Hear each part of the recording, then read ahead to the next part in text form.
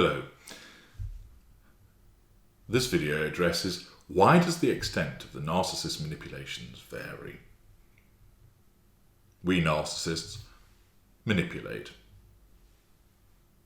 This comes in two broad categories: benign manipulations, malign manipulations.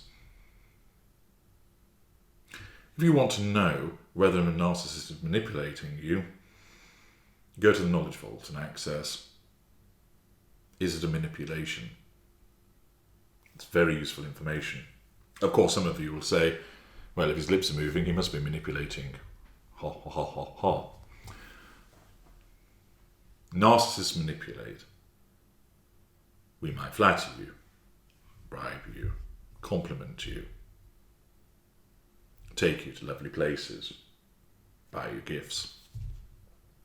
We might give you a word salad, circular conversation, use physical violence against you, sexual violence against you, belittle you, triangulate you, smear you, shout at you, insult you, provoke you. Lots and lots of different ways. And if you want to learn more about various manipulations, do read my book, Manipulated, which you'll find in the Knowledge Vault and on Amazon. And there is Manipulated 2 in the pipeline as well, so look out for that. But of course, narcissists vary in terms of manipulations, dependent upon, of course, the different school that you're dealing with. But also, you might ask, why do certain manipulations vary in terms of the narcissist behaving one way with one person and one way with another? This video goes into detail to explain that to you, to furnish you with this logic. So, for instance, let's take some classic observations from the victims of narcissists. He said he would marry me, but he never did. He met the new woman and within a year they were married. Why her and not me? I talked to his last girlfriend and she said he had beaten her up many times. That didn't happen to me though. I did not get much of a golden period, but I can see on his Facebook that he's posting pictures of flowers he has sent her and other gifts, and wonderful places that he has taken her away to. Why didn't I get that? She often talks about how wonderful my sister is, but never talks about my achievements. He always talks about all the places he went to with his ex, but he never takes me anywhere. Why did she get all of that, and I did not? You may well be familiar with the difference of the manipulations that you've experienced compared to the person after you, or before you, or at the same time as you. Doubtless you'll recognise comments such as these, or variations of them. Why do we, as narcissists, behave in different ways with those in our fuel matrix? Remember, you are in the fuel matrix of the narcissist from the moment you are involved with us, and you operate different positions within that hierarchy. If you want to know more about that, read the book Fuel. But why is there this distinction in treatment? There are several factors, but they all lead to one outcome, which I shall explain to you a little further on in this video. But first, let's look at the factors. Number 1, your status in the fuel matrix. It is important to establish where you sit within the fuel matrix. This can often be easy enough to ascertain, and as I've explained, my book Fuel will help you with that. But often it isn't, and therefore you can address that through the consultation, What's My Place in the Fuel Matrix, which you'll find in the Knowledge Vault. But if you know where you sit in the fuel matrix already, then understand that your position in the fuel matrix reflects the importance that you hold to us with regard to the provision of the prime aims. And, as a consequence, the higher you are in that hierarchy of the fuel matrix, as a general rule, the more varied, sustained and intense the manipulations, both benign and malign, will be. In essence, the more important you are to us in the fuel matrix, the more varied and intense the manipulations will be. So if you're the primary source, you get lots. If you're a tertiary source, for instance a stranger, we don't bother as much, and the range and intensity of the manipulations will be far less. So your status, your position in the fuel matrix, is one of the significant factors as to why there are these distinctions in treatment. Secondly, It depends upon whether you are painted black or white from our narcissistic perspective. 3. Where are you in the dynamic with the narcissist? Are you at the outset of seduction of an intimate nature? Or have you perhaps been embedded, and thus you remain in the golden period as the intimate partner primary source? Are you a friend, a non-intimate secondary source? Are you placed on the shelf by us as an intimate partner secondary source? Number 4. What is the nature of your interaction with the narcissist? Is there any interaction at all? And are you, when interacting, providing pure fuel, challenge fuel, or wounding? See the 3 interactions with the narcissist to understand more about that. Number 5. How large and accessible is the narcissist fuel matrix? Does the narcissist have other options besides you? How accessible are they? And to what extent will they satisfy the prime aims?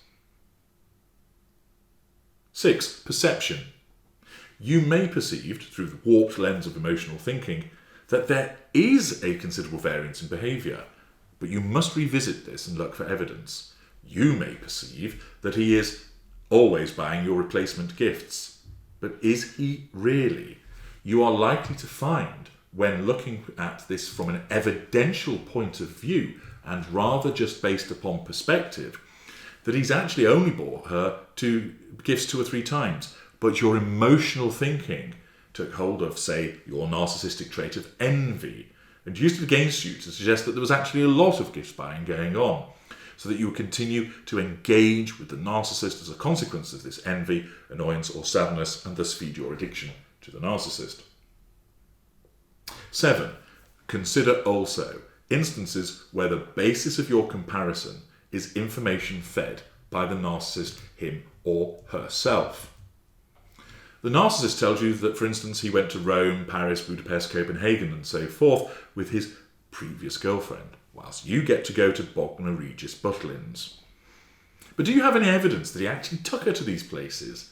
Are there pictures of them in these locations, for instance? Remember, we will say and do anything in order to maintain control and obtain the prime things. And saying things is the easiest, fastest, and most efficient method available. I have lost count of the number of times that I have stopped people during consultations with me and asked, "But how do you know this?"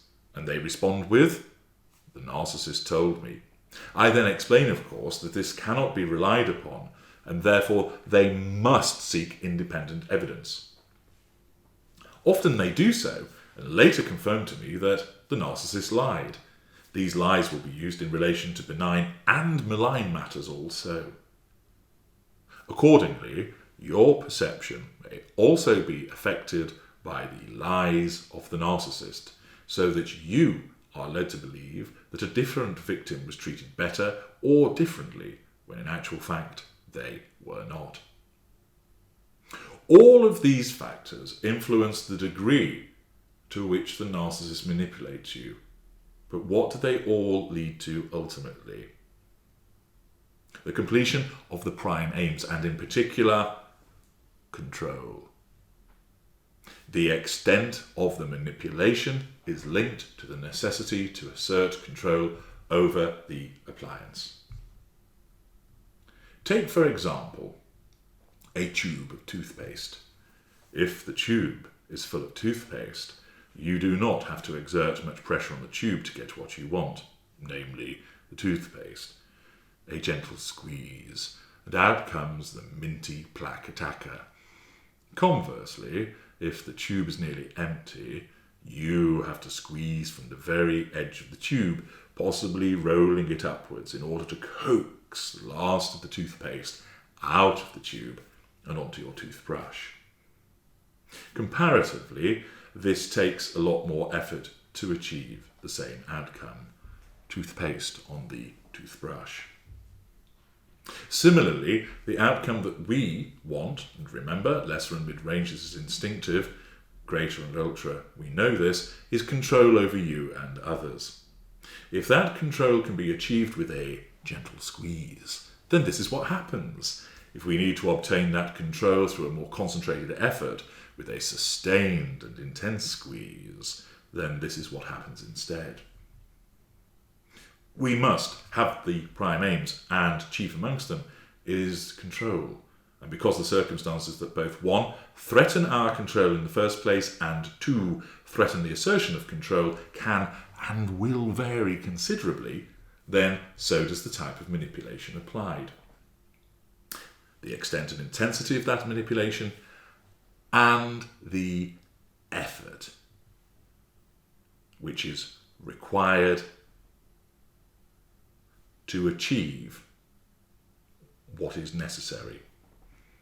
Of course, in certain instances, we may decide that the tube of toothpaste is no longer working at all and throw it away, or that it is too much effort to squeeze those last drops of toothpaste out. And we can pick up a new tube of toothpaste nearby far easier. Again, the achieving and maintenance of control will vary dependent upon the circumstances. If you are easy to control, then the variance and intensity of the manipulations, both malign and benign, will not be extensive because it's not necessary. We hate having to do more than is necessary. Indeed, we nearly always avoid such a situation. If you are far harder to control, then the assertion of control might be through a wider range of manipulations and of a greater intensity. In some instances, the effort is applied for a brief period of time, but the cost proves too great, so some of our kind will apply control by rejection. It might be silent treatment or disengagement, and will turn to a different appliance to provide the prime aims instead. Thus, let us return to the examples I gave you at the outset of this video. He said he would marry me, but he never did. He met the new woman, and within a year they were married. Why her and not me? Answer: because you could be controlled without the necessity of marrying you. So he did not. It was necessary to marry her to gain control. I talked to his last girlfriend, and she said he had beaten her up many times. That did not happen to me, though. Why? Because in order to control her, he used the manipulation, the rudimentary one that it is, of physical violence, and thus beat her up. In order to control you, that was unnecessary. I did not get much of a golden period, but I can see on his Facebook he's posting pictures of flowers that he sent to her and other gifts and places that he's taken her to. Why did I not get that? First of all, check the perception. Is it actually accurate, and that he has actually sent her all of these gifts? And if he did, it was necessary to do so to gain control. To gain control over you and the prime aims, it was not necessary, so it was not done. She often talks about how wonderful my sister is, but never talks about my achievements. The answer to this is because it's more effective to gain control over you by triangulating you with your sister and not giving you praise than it is to actually praise you. For all you know, your sister may be making precisely the same comment as you. He always talks about all the places he went with his ex, but he never takes me anywhere.